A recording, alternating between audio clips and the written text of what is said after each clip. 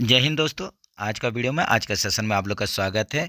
जैसे कि हम लोग बीकानेर व्हाट्सएप का JE departmental question paper solve कर रहे थे, जो कि आप लोग का 27 दिसंबर 2023 का क्वेश्चन है। इसमें हम लोग क्वेश्चन नंबर 70 तक कर लिए थे। तो चलिए आज 71 नंबर क्वेश्चन देखेंगे, वहीं से शुरू करेंगे। तो आप लोग भी रेडी हो जाइए।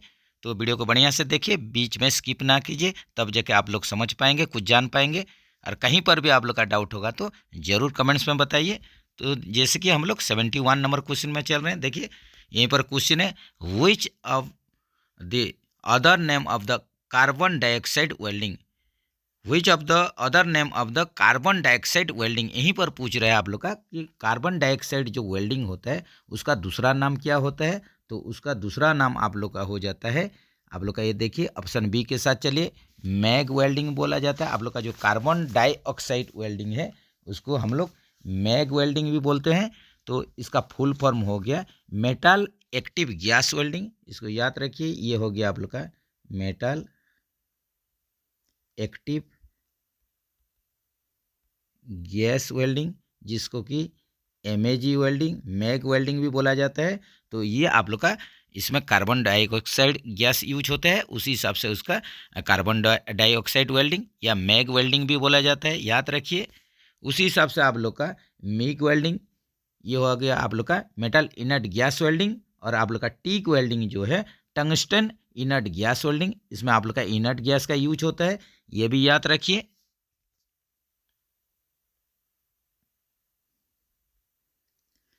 Which of the following paint is used in BCN HL wagon. ये देखिए BCN HL वागन में कौन सा पेंट यूज होता है, यहीं पर आप लोग का क्वेश्चन है। तो आप लोग का बक्सन HL और BCN HL दोनों में ही आप लोग का PU पेंट यूज होता है, याद रखिए। PU पेंट जिसका पूर्ण रूप होता है पॉलीयूरेथीन पेंट यूज होता है। ऑप्शन ए के साथ चलिए। Which of the following type of engine is used in fork lift use in Bikaner workshop. ये देखिए बीकानेर वर्कशॉप में जो फॉर्क लिफ्ट होता है, जिसमें कि हम लोग कुछ भी सामान कैरी करके आगे तरफ लोड करते हैं और उसको लेके आप लोग का एक जगह से दूसरा जगह आप लोग का कोई भी सामान हो उसको हम लोग इधर से उधर लेते हैं। तो ये आप लोग का जो फॉर्कलिफ्ट यूज होता है, इसमें आप लोग का जो इंजन यूज होता है ये होता है आईसी इंजन होता है। ये होता है आप लोग का आईसी इंजन, जिसका कि पूर्ण रूप होता है इंटरनल कंबशन इंजन होता है, इंटरनल कंबशन इंजन। ऑप्शन ये देखिए बी के साथ चलिए। इसका मतलब हो गया आप लोग का कि अंतर्दहन इंजन या आंतरिक दहन इंजन, इंटरनल कंबशन इंजन, यही इंजन आप लोग का फॉर्कलिफ्ट में यूज होता है। By which of the method more than 5 mm thick SS metal sheet can be easily cut. यहीं पर पूछ रहा है आप लोग का जो स्टेनलेस स्टील आप लोग का जो काटने के लिए जिसका कि थिकनेस 5 mm से आप लोग का ज़्यादा होगा, उसको काटने के लिए आप कौन सा मेथड यूज करेंगे। इसमें आप लोग मेथड यूज करेंगे प्लाज्मा कटिंग मेथड यूज करेंगे, याद रखिए। Which type of hammer is used for riveting purpose. Riveting purpose के लिए हम लोग हमेशा बॉल पेन हैमर यूज करते हैं। ऑप्शन बी के साथ चलिए। Which of the following is an alloy. यहीं पर आप लोग का क्वेश्चन है, इनमें से कौन सा मिश्र धातु है। तो मिश्र धातु यहीं पर देख लीजिए, ऑप्शन ठीक से चलेंगे तो ये देखिए ऑप्शन बी में है ब्रोंज, जो है आप लोग का मिश्र धातु है। ये आप लोग का कपर और टीन को मिला के ये आप लोग का जो कांसा होता है, कांस्य होता है, ये कपर और टीन को मिक्स करके होता है, ये याद रखिए। ये हो गया आप लोग का ब्रोंज या कांस्य बोलते हैं। इसी हिसाब से और एक क्वेश्चन आता है आप लोग का ब्रास आता है, पित्तल जिसको बोलते हैं ब्रास, ये भी याद रखिए। ये आप लोग का कपर प्लस जिंक, ये दोनों को मिला के आप लोग का बनता है पित्तल, बनता है ब्रास बनता है। ये भी एग्जाम में आता है, इसको याद रखिए।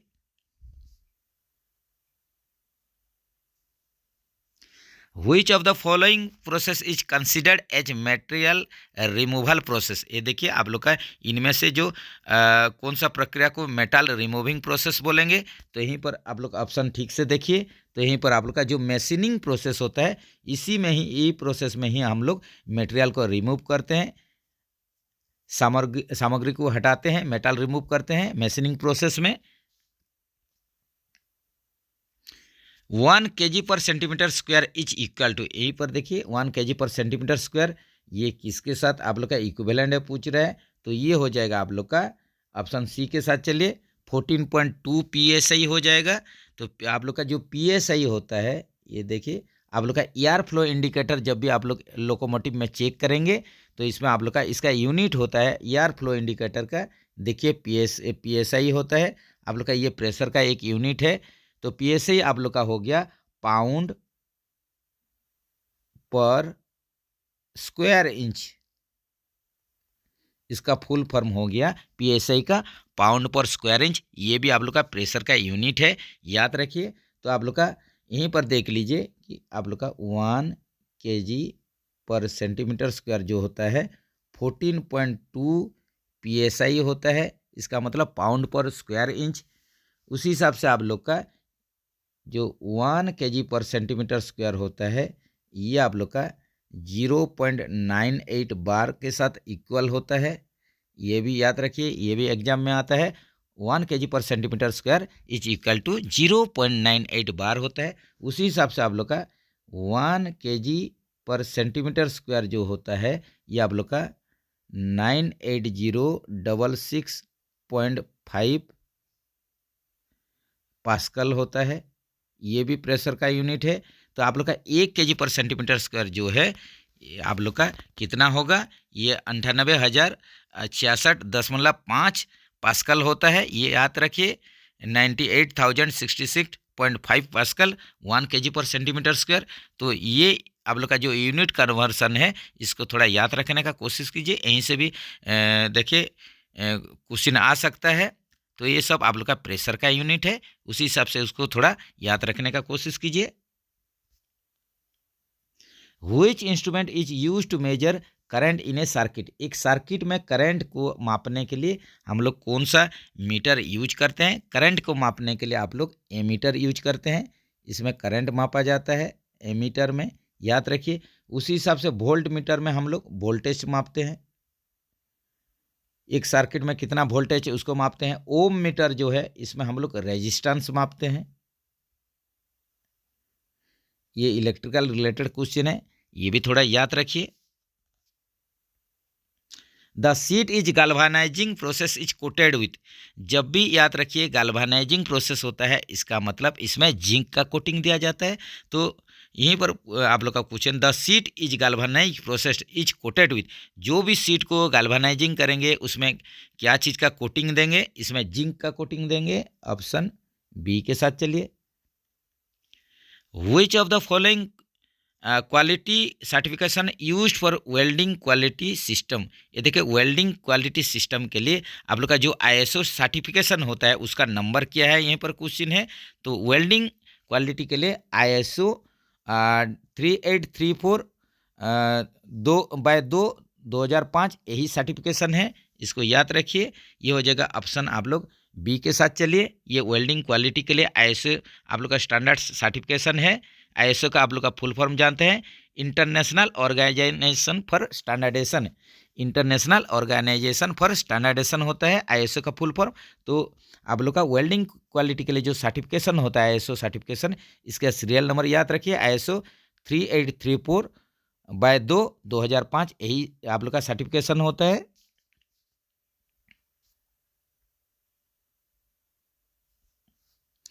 Which structure is formed when steel is heated on upper critical temperature, ये देखिए यहीं पर पूछ रहा है कि आप लोग का कौन सा स्ट्रक्चर आप लोग का फॉर्म होगा, आप लोग का इसमें आप लोग का क्रिएट होगा फॉर्म, जब आप लोग कोई भी स्टील को आप लोग अपर क्रिटिकल टेम्परेचर में हीट कर देते हैं। तो जैसे कि आप लोग अपर क्रिटिकल टेम्परेचर आप लोग का 720 डिग्री सेंटीग्रेड से आप लोग का एभव जो भी आप लोग का टेम्परेचर स्टील में आप लोग को देंगे, स्टील को हीट करेंगे, इतना टेम्परेचर से ज़्यादा अगर आप लोग टेम्परेचर देते हैं तो ये आप लोग का जो फॉर्म आप लोग का कन्वर्ट हो जाएगा, ये होगा आप लोग का ऑस्टेनाइट हो जाएगा, ऑप्शन बी के साथ चलिए। तो इसका स्ट्रक्चर चेंज हो जाएगा और ये क्या हो जाएगा आप लोग का नॉन मैग्नेटिक हो जाएगा, ये हो जाएगा आप लोग का नॉन मैग्नेटिक। जब भी टेम्परेचर अपर क्रिटिकल टेम्परेचर में इसको हीट कर दिया जाता है तो इसका भी स्ट्रक्चर चेंज होके ये जो स्टील होता है वो ऑस्टेनाइट में कन्वर्ट हो जाता है, ये याद रखिए।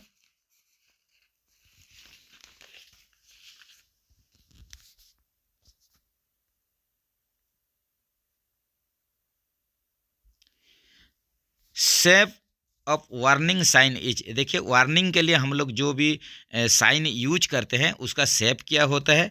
तो कोई भी आप लोग देखिए जो वार्निंग बोर्ड होता है, आप लोग इसमें आप लोग का ट्रायंगुलर शेप का आप लोग का जो शेप है इसको यूज किया जाता है। तो इसमें आप लोग का इक्विलेटरल ट्रायंगल यूज किया जाता है जिसको कि समबाहु त्रिभुज बोलते हैं। इसी में ही आप लोग का डेंजर जितना है वार्निंग जो या डेंजर आप लोग का जो जो भी सिग्नल रहेगा इसी में इंडिकेट किया जाता है। जैसे कि आप लोग का वोल्टेज के लिए हो गया, इसका अंदर आप लोग का ये साइन लिखा रहेगा, या आप लोग का फायर के लिए हो गया। उसी हिसाब से आप लोग का जो ज्वलनशील आप लोग का ज्वलनशील जो लिक्विड होते हैं इसका भी आप लोग कोई डेंजर सिग्नल देना चाहते हैं तो इक्विलेटरल ट्रायंगल जो त्रिभुज होता है ये ट्रायंगल के अंदर में ही इसको देना है।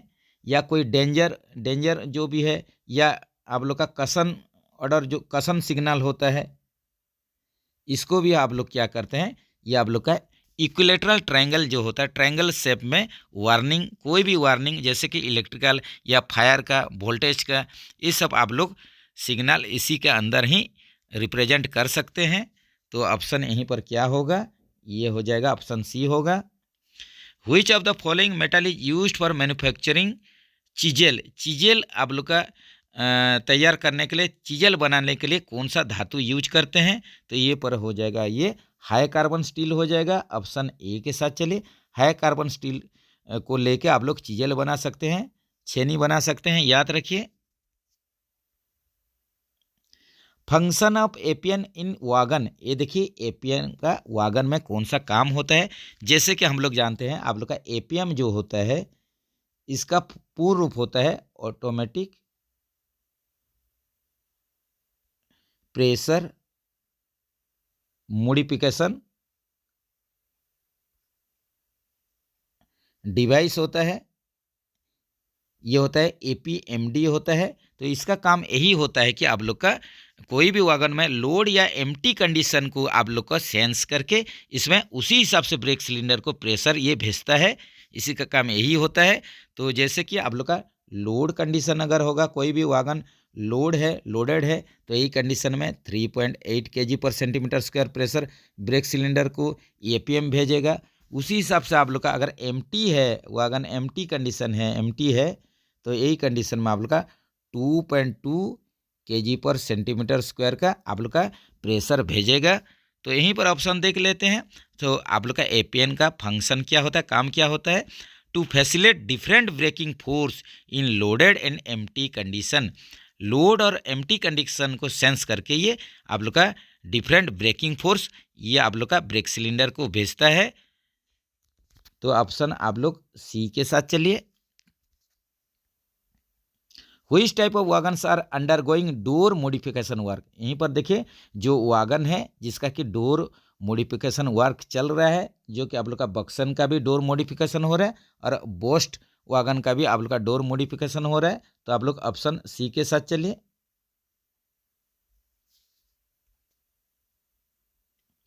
Which material category should be monitor the most among the ABC category, ये देखिए जो ABC कैटेगरी आप लोग का जो आइटम होता है, जैसे कि ये आप लोग का स्टोर रिलेटेड इन्वेंट्री कंट्रोल का ये सब्जेक्ट है, inventory control.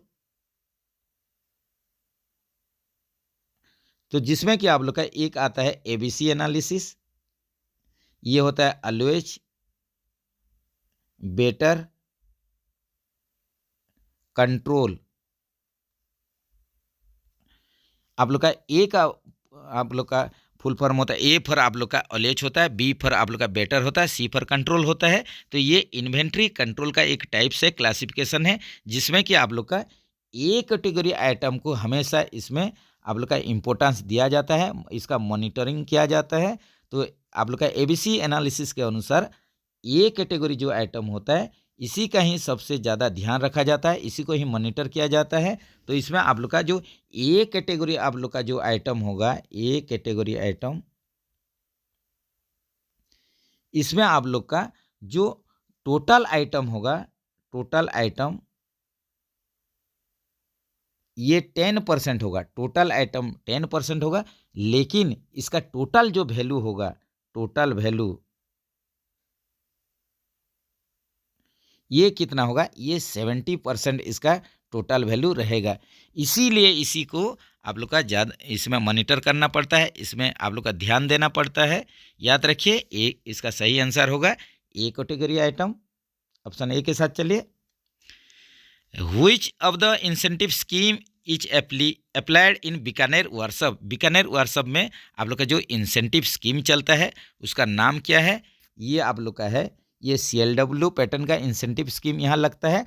Chittaranjan locomotive works, CLW का फुल फॉर्म है चित्तरंजन लोकोमोटिव वर्क्स। ये एक टाइप का आप लोग का इंसेंटिव स्कीम है जो कि बीकानेर वर्कशॉप में ये अप्लाइड होता है, याद रखिए।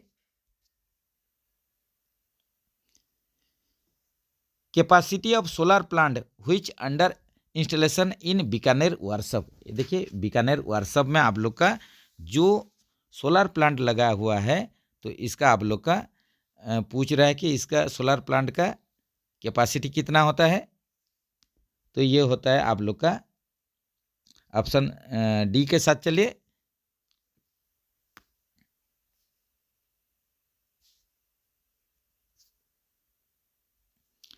How many casual leaves can be availed bye workshop employees in a year, ये देखिए जो भी एम्प्लॉई वर्कशॉप में काम करते हैं तो उनको कितना CL दिया जाता है, कैजुअल लीव दिया जाता है। तो आप लोग का वर्कशॉप के लिए,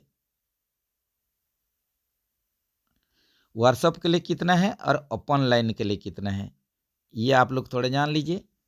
तो जैसे कि वर्कशॉप में आप लोग को कितना दिया जाएगा, ये वर्कशॉप में आप लोग का ये भी आप लोग का क्वेश्चन आया हुआ है, इस टाइप का क्वेश्चन। ऑफिशियल आप लोग का ऑफिस वर्कर के लिए कितना है, ओपन लाइन के लिए कितना है, वर्कशॉप के लिए कितना है। तो यहीं पर आप लोग का देखिए यहाँ आप लोग का आंसर क्या हो जाएगा। ये वर्कशॉप के लिए आप लोग का 8 के संख्या में रहेगा और ओपन लाइन में आप लोग 10 के संख्या में CL मिलता है। तो ऑप्शन ए के साथ चलिए।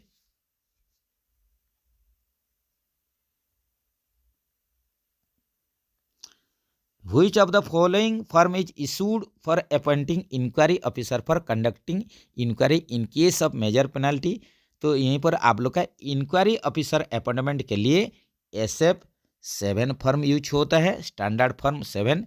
जब भी आप लोग का कोई मेजर पेनल्टी है इसका इंक्वायरी के लिए आप लोग का जो अपॉइंटमेंट इंक्वायरी ऑफिसर अपॉइंटमेंट होता है, नियुक्ति होता है, तो इसका जो फर्म संख्या होता है SF7 होता है, याद रखिए। Which of the following firm is issued for suspension of railway employ, कोई भी रेलवे एम्प्लॉय अगर सस्पेंशन हो जाता है, सस्पेंड होता है, तो वही कंडीशन में SF1 उसे इशू हो जाता है, standard form 1। Railway service conduct rule enacted in the year, ये देखिए रेलवे सर्विस जो कंडक्ट रूल कौन सा साल में ये इनेक्टेड हुआ है, रेलवे सर्विस कंडक्ट रूल, जो कि हम लोग बोलते हैं इसको RSCR बोलते हैं, रेलवे सर्विस कंडक्ट रूल। इसको इसका फुल फॉर्म होता है रेलवे सर्विस कंडक्ट रूल, जो कि आप लोग का रेल सेवा आचरण नियम होता है, रेल सेवा आचरण नियम होता है, जो कि 1966 में ये आप लोग का लागू हुआ था। RSCR 1966 याद रखिए। The type of worker working in mill right department of Bikaner workshop, Bikaner workshop में जो मिल राइट शॉप में जो वर्कर काम करते हैं तो वो किस टाइप का वर्कर होते हैं, यहीं पर यही क्वेश्चन है। तो ये आप लोग का EIW कैटेगरी का वो वर्कर होते हैं। तो यहीं पर आप लोग का EIW जो होता है एसेंशियली इनडायरेक्ट वर्कर होते हैं, ये होते हैं एसेंशियली इनडायरेक्ट वर्कर। जैसे कि आप लोग जो DW होता है ये डायरेक्ट वर्कर होता है,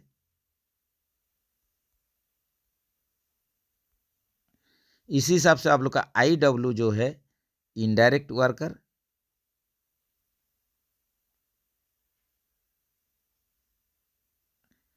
और एक होता है आप लोग का EIW, ये होता है आप लोग का EIW जो है essentially indirect worker.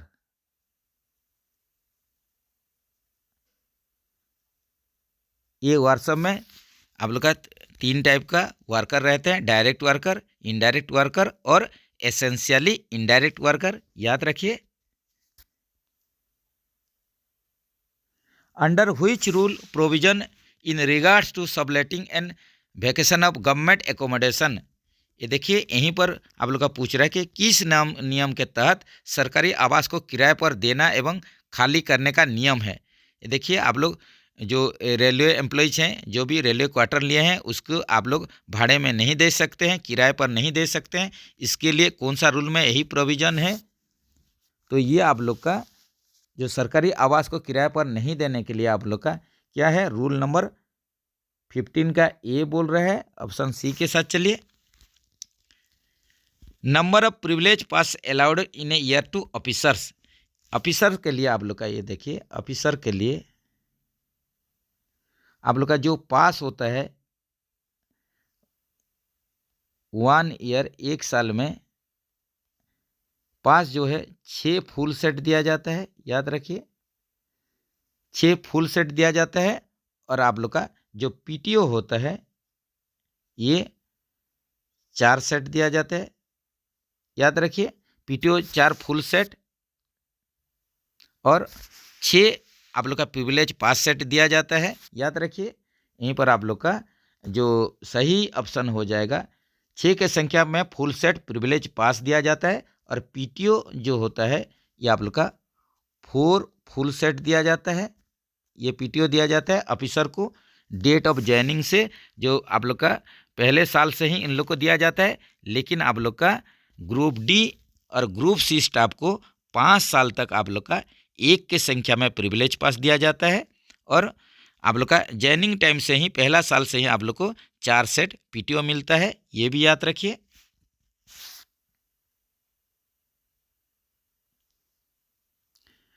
For 70% of TA what is the minimum hours of employ must be absent from his headquarter, ये देखिए आप लोग का 70% यात्रा भत्ता पाने के लिए जो कर्मचारी को अपने मुख्यालय से कम कितने घंटे तक बाहर रहना चाहिए।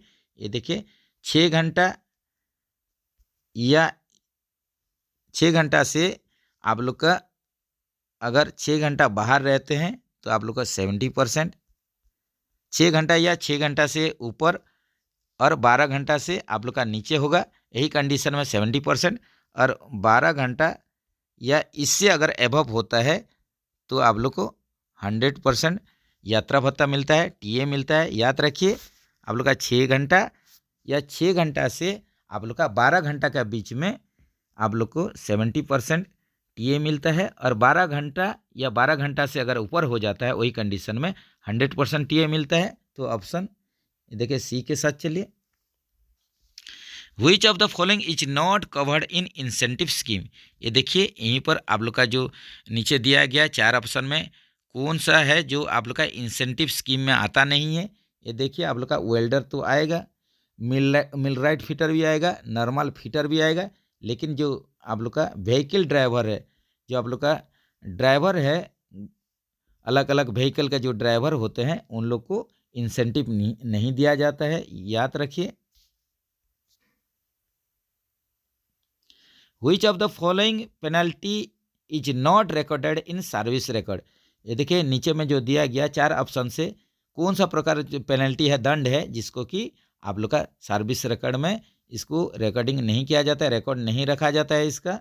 तो ये देखिए आप लोग का स्टॉपेज ऑफ इंक्रीमेंट इसको तो रखा जाएगा, स्टॉपेज ऑफ पासेस इसको भी आप लोग का सर्विस रिकॉर्ड में चढ़ेगा, सेंस्योर जो होता है आप लोग का ये भी आप लोग का चढ़ेगा, लेकिन जो वार्निंग होता है आप लोग का जो चेतावनी है ये आप लोग का क्या होगा, ये सर्विस रिकॉर्ड में नहीं चढ़ता है। तो इसी हिसाब से वार्निंग इसको पेनल्टी दंड के रूप में माना नहीं जाता है, याद रखिए। तो यहीं पर ऑप्शन आप लोग का सी हो जाएगा। नेक्स्ट चलते हैं, what is the new computerize package introduce in Indian railway for salary drawal. ये देखिए आप लोग का जो सैलरी सिस्टम के लिए आप लोग का जो कंप्यूटराइज जो पैकेज इंट्रोड्यूस किया गया है, तो इसको किसके माध्यम से आप लोग चेक कर पाते हैं, इसके लिए आप लोग का जो सॉफ्टवेयर तैयार किया गया है ये है आप लोग का आई पास, या इसको हम लोग एम्स भी बोलते हैं, AIMS एम्स भी बोलते हैं। तो आप लोग का जो आई पास है इसका फुल फॉर्म क्या है, इंटीग्रेटेड पे रोल एंड अकाउंटिंग सिस्टम। ये है आप लोग का जो आई पास है,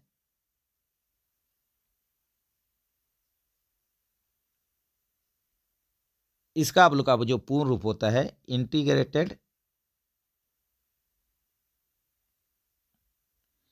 पे रोल एंड अकाउंटिंग सिस्टम।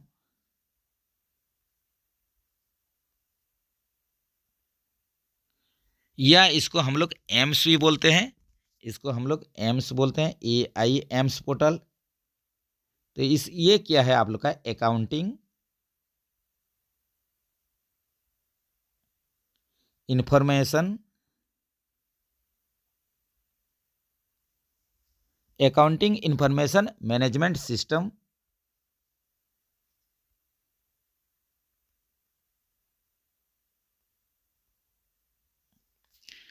तो ये आप लोग का जो आई पास है या एम्स है, ये आप लोग का पे रोल रिलेटेड आप लोग का ये सॉफ्टवेयर है, जिसमें कि आप लोग ये इसमें अपना बायोडाटा देख सकते हैं। सॉफ्टवेयर लोड करके आप लोग बायोडाटा देख सकते हैं, सैलरी अपना देख सकते हैं, सैलरी चेक कर सकते हैं, NPS में जो कंट्रीब्यूशन है वो देख सकते हैं, इनकम टैक्स ये भी देख सकते हैं, लोन और लोन एडवांस जो होता है उसको देख सकते हैं, लीप के बारे में अपना जान सकते हैं। तो ये सब आप लोग का फैसिलिटी है आप लोग का जो आई पास और एम्स में। इसको याद रखिए, तो सही ऑप्शन आप लोग का हो जाएगा यहीं पर इंटीग्रेटेड पे रोल एंड आप लोग का अकाउंटिंग सिस्टम। ये याद रखिए, आई पास हो जाएगा।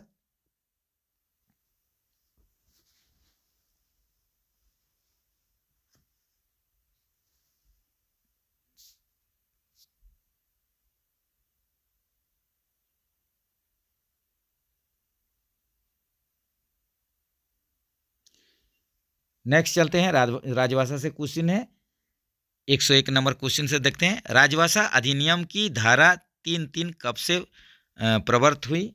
ये देखिए आप लोग का राजभाषा अधिनियम ऑफिशियल लैंग्वेज एक्ट के आप लोग का जो धारा 3(3) है, ये आप लोग का कब से ये लागू हुआ है, यहीं पर यही क्वेश्चन है।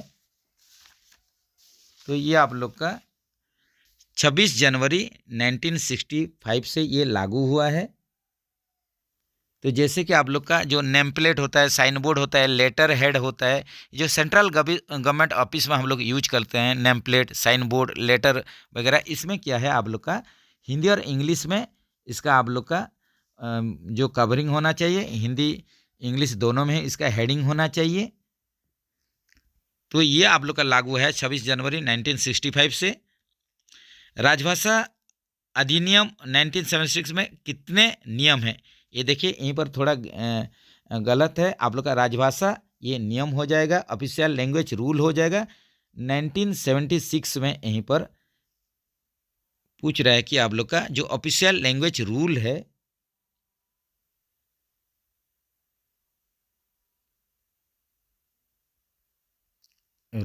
नियम है 1976 राजभाषा नियम, जो आप लोग का जो नियम है ऑफिशियल लैंग्वेज रूल जो 1976 है, इसमें आप लोग का टोटल जो आप लोग का नियम है ये 12 के संख्या में है, याद रखिए। उसी हिसाब से आप लोग का ऑफिशियल लैंग्वेज एक्ट में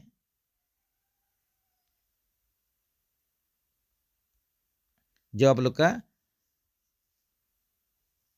राजभाषा अधिनियम जो है ऑफिशियल लैंग्वेज एक्ट में यहीं पर 9 के संख्या में टोटल रूल है, 9 के संख्या में इसमें नियम है। याद रखिए ऑफिशियल लैंग्वेज एक्ट में 9 के संख्या में है और आप लोग का ऑफिशियल लैंग्वेज रूल में 12 के संख्या में नियम है, इसको भी याद रखिए।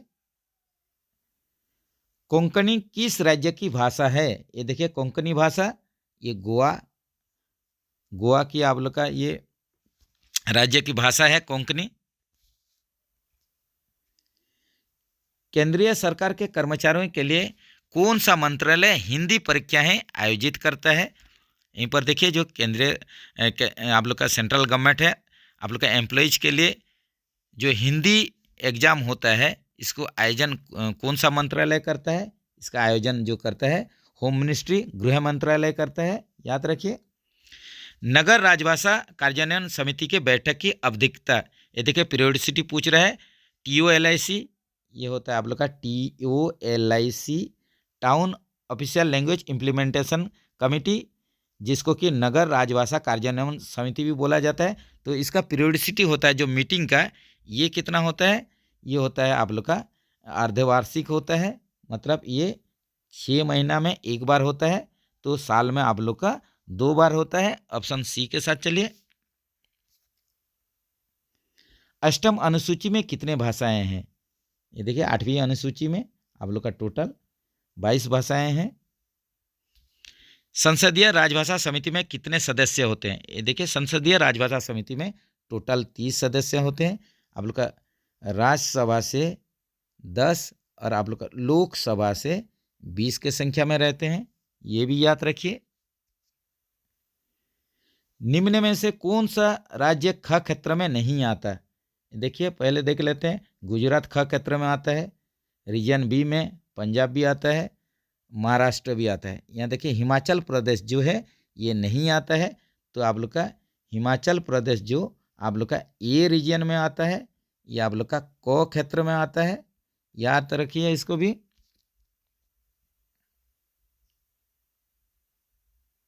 विश्व हिंदी दिवस कब मनाया जाता है? विश्व हिंदी दिवस जो है वर्ल्ड हिंदी डे, ये आप लोग का 10 जनवरी को मनाया जाता है, याद रखिए। उसी हिसाब से हर साल आप लोग का अपना देश में हिंदी दिवस जो है, हिंदी डे जो है, ये आप लोग का 14 सितंबर को, 14 सितंबर को ये मनाया जाता है हिंदी दिवस। उसी हिसाब से वर्ल्ड हिंदी डे जो है, विश्व हिंदी दिवस जो है, ये 10 जनवरी को मनाया जाता है। दोनों ही याद रखिए, इंपॉर्टेंट है, बार बार रिपीटेडली आ रहा है ये क्वेश्चन। निम्नलिखित में से कौन सी भाषा अष्टम अनुसूची में शामिल नहीं है? ये देखिए जो 8वीं अनुसूची में कौन सा भाषा शामिल नहीं है, तो यहीं पर देखिए असमिया ये शामिल है, नेपाली भी शामिल है, कश्मीरी शामिल है, लेकिन जो अवधी है ये आप लोग का अष्टम अनुसूची में ये शामिल नहीं है। तो आप लोग ऑप्शन डी के साथ चलिए। तो चलिए फ्रेंड्स, यहीं पर आप लोग का बीकानेर व्हाट्सएप का जे डिपार्टमेंटल क्वेश्चन पेपर खत्म हो रहा है। वीडियो अगर आप लोग को अच्छा लगा तो ज़रूर लाइक्स कीजिए, आप लोग का फ्रेंड सर्किल में इसको शेयर कीजिए, और आप लोग का डेली प्रैक्टिस के लिए देखिए आप लोग का CNW रेलवे मैकेनिकल @सेठ बाबू, यही चैनल में आप लोग के लिए कम्युनिटी पेज में डेली आप लोग का 10 से 15 क्वेश्चन लोड हो रहा है, इसको भी आप लोग प्रैक्टिस कीजिए। और कहीं पर भी अगर गलती है तो ज़रूर आप लोग कमेंट्स में बताइए। सही आंसर जानने के लिए मैंने सभी को ही आप लोग का सही आंसर जानना बहुत ही ज़रूरी है। तो चैनल के साथ आप लोग बने रहिए। फिर मिलेंगे नेक्स्ट वीडियो में, नेक्स्ट वीडियो का इंतज़ार कीजिए। जय हिंद दोस्तों।